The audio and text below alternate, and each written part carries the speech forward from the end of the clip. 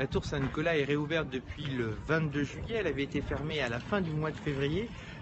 au moment où le Centre des Monuments Nationaux avait constaté de graves désordres sur l'ensemble de la tour. Alors ces graves désordres venaient de la base de la tour, puisque la tour Saint-Nicolas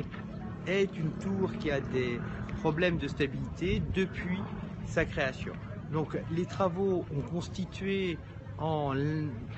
par des injections de ciment marin dans les fondations, de manière à stabiliser ces fondations, et à la pose d'un freitage, c'est-à-dire une structure en acier côté chenal, qui est maintenue à l'intérieur de la salle basse,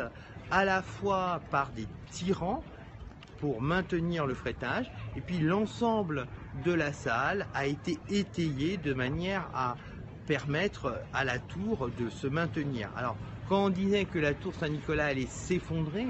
il n'y a jamais eu de risque d'effondrement de la tour Saint-Nicolas, mais en fait, ce qui pouvait se produire, c'est que le parement, en particulier le parement côté chenal, puisse glisser et provoque des désordres extrêmement importants à l'intérieur de la tour, puisque dans les murs, nous avons des escaliers, en particulier un escalier à double révolution qui est tout à fait exceptionnel, et ça aurait pu l'endommager. Donc là, le choix qui a été fait, c'est de faire d'abord des travaux d'urgence, des travaux de sauvegarde de la tour, et puis là, durant une année, la tour a été instrumentalisée, et on va récupérer les données de stabilité et de mouvement de la tour, de manière à avoir des analyses et puis réfléchir à quels travaux nous devons engager,